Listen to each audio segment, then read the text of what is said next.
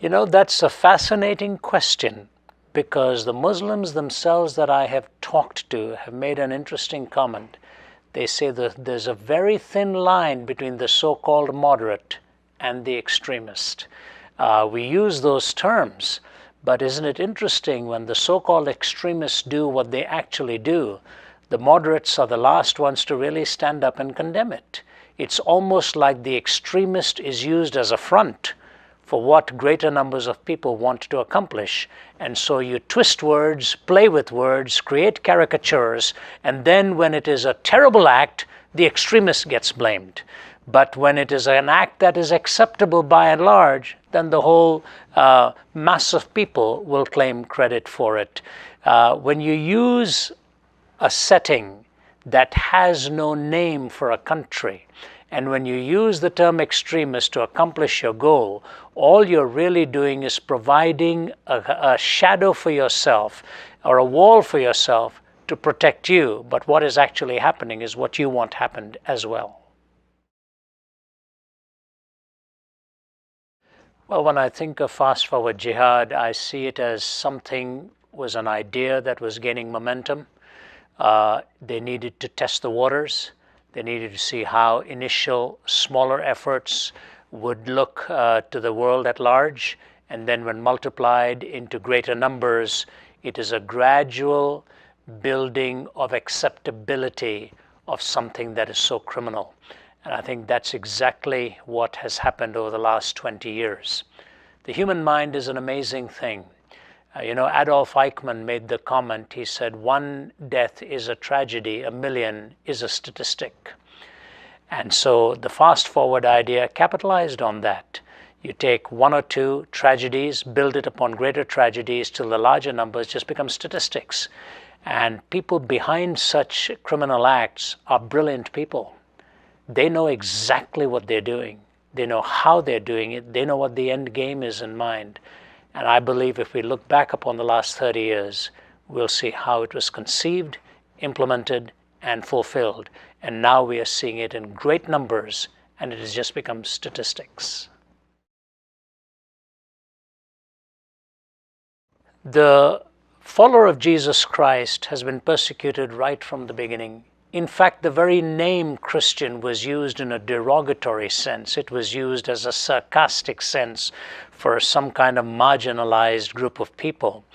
The persecution of even the Old Testament heroes is given to us in the book of Hebrews.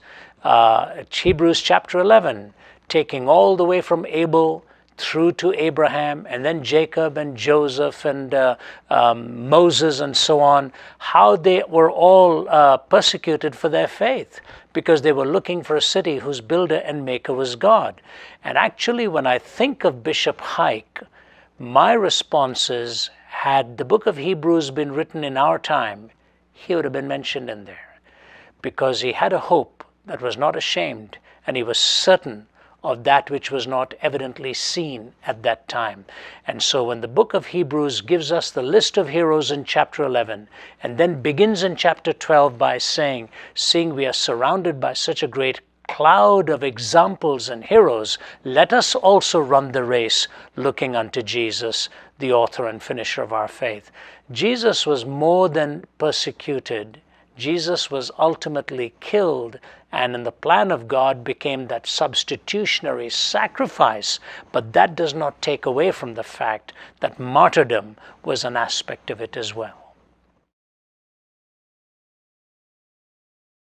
It's a marvelous idea that has not really been embodied in its history or in its precepts. When you hear words like there are two houses, the house of Islam and the house of war, those are violent terms. When you hear words like perish the Jews and the Christians, there shall be no two faiths in Arabia, those are violent words. And then when it gives you just enough of a comfort margin that tells you that you are to kill those who stand in the way and oppose unless they repent, and certain conditions are given which can be manipulated for so-called use of peaceful language. Its history has been a history of the sword. Its propagation has been the propagation by the sword. Take an example.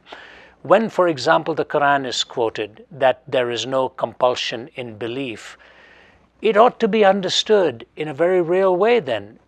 Is a person in Iran free to disbelieve? Is a person in Malaysia free to disbelieve?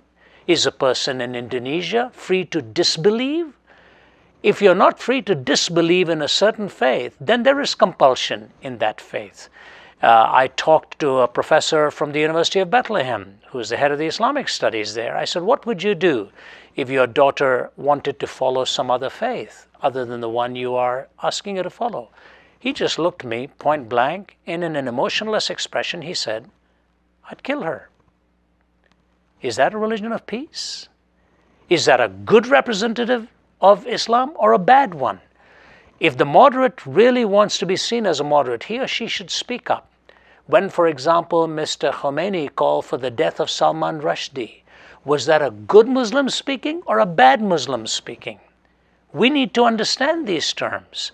Was he speaking on behalf of the Quran or something contrary to the Quran? Why do we not hear the masses telling us what is true out here? To me, the desire to kill and violate and obliterate is not a sign of strength. It's a sign of weakness. To me, it is not then religion. It is using religion to propagate ideology and political theory.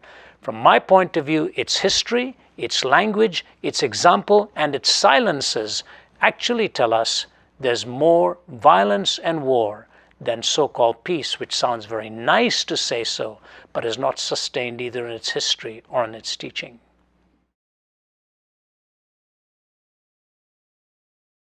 The answer to that is absolutely yes, they should continue. But I think wisdom ought always to dictate the how, the when, and the where. I don't think one should cavalierly do these things. One should be wise within the system in which limited possibilities are there. Someday the gospel will triumph.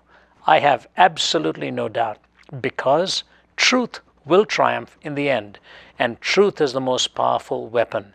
And Jesus said, if I be lifted up, I shall draw all people unto me. I believe that's what will happen.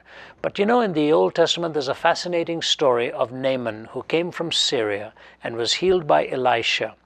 And before he left, he said to Elisha, what shall I do when my master, the general, the king, takes me into the temple, at the temple of Rimmon, and he leans on me, so I too am forced to bow down at the same time? Elisha gave him a very fascinating answer. He said, go and God will be with you. He didn't come right out and say, yeah, go and say, no, I'm not going to do this, or clench your fist or whatever. He said, go and God will be with you. I think God's voice will lead individuals in their witnesses. So we shall be wise till the day comes where we can be public and we can be open. Wisdom is what is called for here. And in the ones and the twos and the threes, the triumph will come in the end. I think Bishop Hayek was a great man and a great Christian. I wept when I got the word. I was sitting right at my desk when I got the word. And I said, what a marvelous example of a man who used his voice and who used his influence and who used his reach for the sake of a fellow believer. And there he was speaking for Mehdi Dibaj to make sure that he would get that which was fair and proper and not that which was manipulated. But Bishop Hayek's life shows the contrast between authenticity and duplicity. Those who killed him were duplicitous people. They hid behind false words and false ideas and false systems. We know who did it, but they hid behind the smoke and the mist of other names and categories. Bishop Hayek was who he was transparently. He was public in what he claimed. He was authentic in how he did it. He was a martyr in his heart and unafraid to pay the price. To answer your question, I wept when I heard it, but rejoiced that there were people like him who were courageous right to the last moment. And that's what true martyrdom is. He did not use violence. He did not spread violence. He was against violence and was protecting the innocent. That's how he was willing to die. That's what martyrdom is. Martyrdom is not violent in its means. It is peaceful and authentic in its method.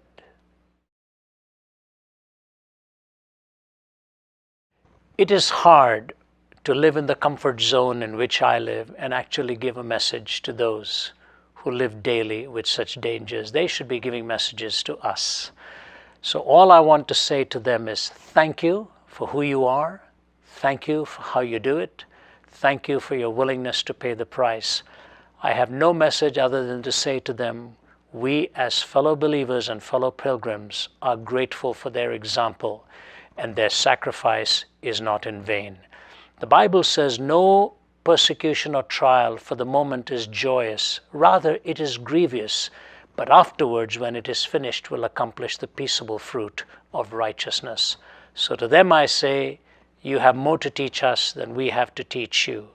But as those who are far away, we are grateful for your example and stand with you in prayer and love and gratitude. I travel. My life is threatened. Sometimes I get phone calls. Sometimes I get this kind of a message, that kind of a message. All I know is that Jesus told us that the last chapter that is written is triumphant for the message of the gospel. And those of us who have to pay with our lives do not do so in vain. We do so for the cause of that which is true and that which is right.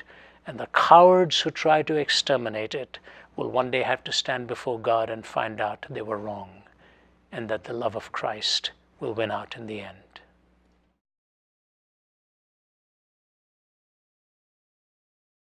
You know, I stand before many hostile audiences. I've covered about 60 countries, thousands of cities, and hundreds of university campuses.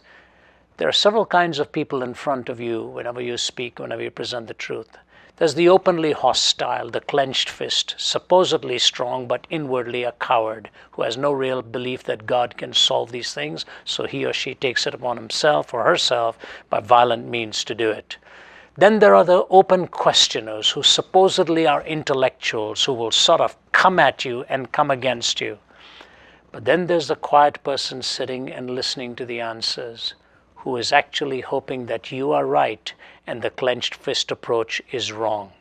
And to the masses who listen quietly and do not openly challenge, this will be a powerful medium. They are the ones who are really looking for the truth.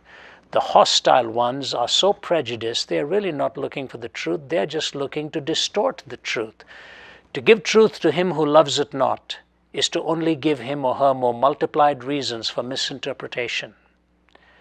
Those who don't love the truth, when you answer them, you're only giving them more fodder for them to misinterpret. But there are many who do love the truth, who silently listen. A film like this will be winning them to the right way and consolidating them on how to walk in the right way. And who knows, maybe the clenched fist ones will listen too. And there the miracle of God will transform a heart. The Apostle Paul told us that he became all things to all people, so that he by all means might reach some. This film is one of those means.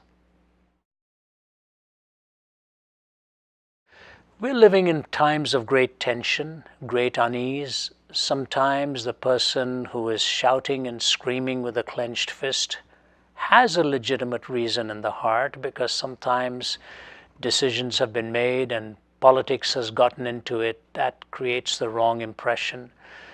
But we have to always remember that our means must be in keeping with our message. If we use ignoble means to propagate a noble message, we are defeating the message. We have to have a method that is in keeping with the message.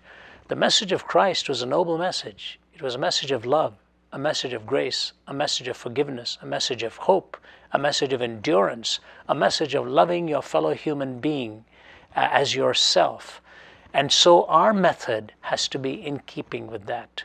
Those who supposedly are propagating a noble message by ignoble means, and you see it all around, are really telling you their message is not noble either.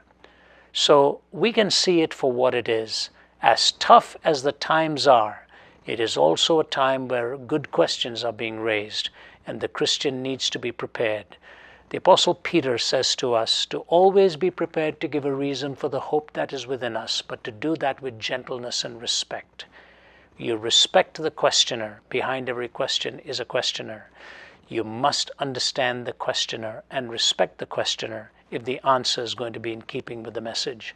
So my challenge to the Christian, wherever you are, wherever you may be, keep the method in keeping with the message.